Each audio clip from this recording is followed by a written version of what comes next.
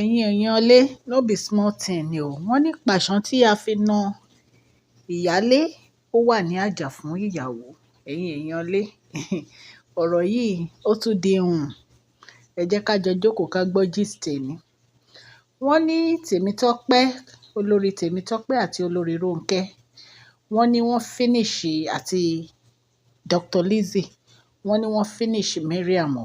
Wọ́n ní wọ́n sọ ọ̀rọ̀ sí bó ṣe yẹ kí wọ́n sọ sí. Èèyàn lé gist tèmi ni. Tí ó bá jẹ́ ìgbà àkọ́kọ́ ní tí ẹ̀ ń listen sí fídíò mi, ẹ jọ̀ọ́ ẹ press notification bell so that whenever I post any gist, you will get it. And to my old subscribers, I say thank you. God Almighty will bless you. Òkè lọ́lá yín á máa lọ o. Ọlá yín ò ní lọ ìsàlẹ̀ láíláí. Èmi ọmọ yín ni o. Mashola, I normally speak Yoruba on my channel and sometimes English, and I do talk about celebrity and royal gist. Thank you. God Almighty will bless you. Please share, like, and subscribe. Today's gist, wọ́n ní Laide Badmus, wọ́n ló wá sí palace. Wọ́n ní ìgbà tó dé palace, wọ́n ní Olori Ronke àti Temitope, wọ́n introduce ara wọn, wọ́n bá sọ̀rọ̀ dáadáa, wọ́n dẹ̀ bẹ̀rẹ̀ sí fi gbogbo inú palace hàn as pé wọ́n múra láti ṣe engagement ẹ̀. So wọ́n ní bí wọ́n ṣàṣe ń fi gbogbo ibi tí bí gbogbo nǹkan ṣe rí inú palace tí wọ́n ń welcome ẹ̀ tó ń fi hàn o, wọ́n ní bí Mariam ṣe bẹ̀rẹ̀ wàhálà nìyẹn o àti ìdààmú. Wọ́n dẹ̀ mú un lọ sí ọ̀dọ̀ àwọn àgbààgbà tó wà nínú palace o, wípé wọ́n dẹ̀ ń sọ̀rọ̀ nípa tradition àti gbogbo àwọn function tó máa ń ṣe nínú palace fún Laide Badmus. Bí wọ́n ṣe introduce Laide sí gbogbo àwọn àgbààgbà palace tán o, àwọn ìyá, àwọn bàbá tán ti wà nínú palace tó yẹ pé wọ́n ti wà ńbẹ̀ for almost bóyá bí 90 years. Wọ́n ní wọ́n dẹ̀ wọnú inú palace o, níbi tí àwọn olórí máa ń jókòó sí o, wípé kí wọ́n ṣe brief meeting pẹ̀lú Laide. Wọ́n ní bí wàhálà ṣe ṣẹlẹ̀ nìyẹn. Wọ́n ní bí Mariam ṣe jáde nìyẹn o, tó stop Laide pé láyé kò lè wọnú ibẹ̀, wípé kí ló ń wá nínú palace, wípé ṣe bí òun ti sọ pé kò gbọdọ̀ wá sínú palace yẹn.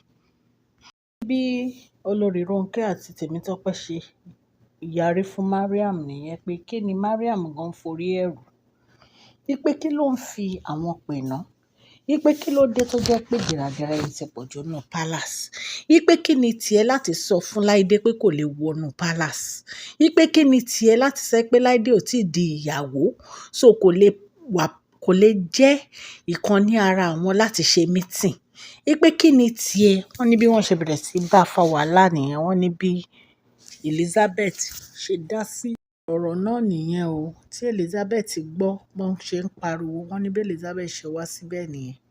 Wọ́n ní bí wọ́n ṣe bẹ̀rẹ̀ sí sọ̀rọ̀ sí nìyẹn o. Wọ́n ní Temitope ní pé ọkùnrin tó ti fẹ́yàwó 6, wípé kí wá ní tó bá tún fẹ́yàwó 8 sí, kí ni tiẹ̀, wípé ṣé yẹn change anything ni. Wọ́n ní kò sí nǹkan tí wọ́n sọ tán.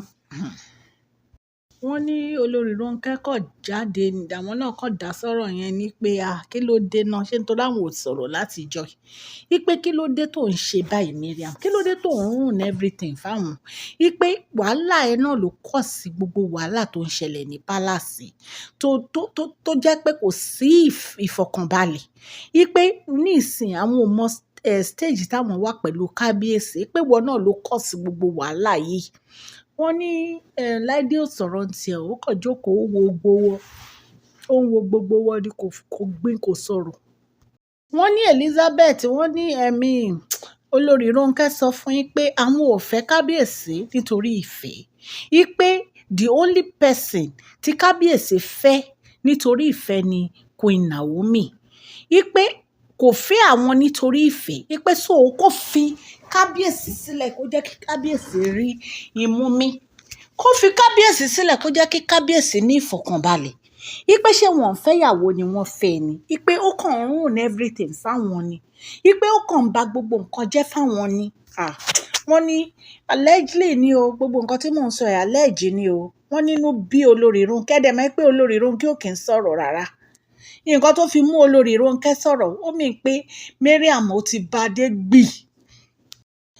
Olori Ronke ní kí ló dé tó ò fi kábíyèsí sílẹ̀ kan enjoy love wọn pẹ̀lú Queen Naomi.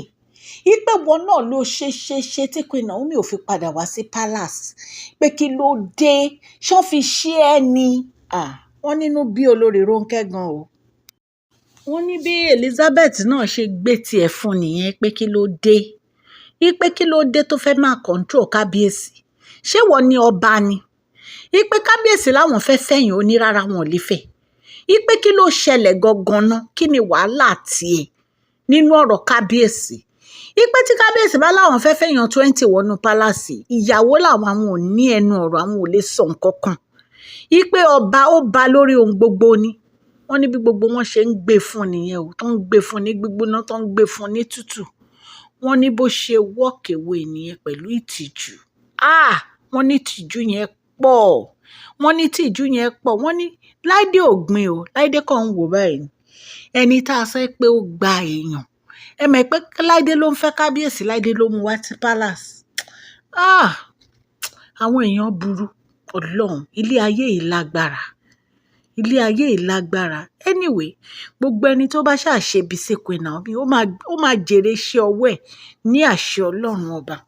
Ẹ̀yin ará ilé gist tá gbọ́ níta ní ká mú wá fún yín o. Etí tẹ fi ń gbọ́ mi kò ní di, ọwọ́ tẹ fi ń tẹ subscribe, like, ọwọ́ yẹn ò ní kàn sàlẹ̀ àpò. Òkè òkè lọ́lá yín á máa lọ. Ẹ ṣé o, ẹ share this video, like and subscribe. God bless you.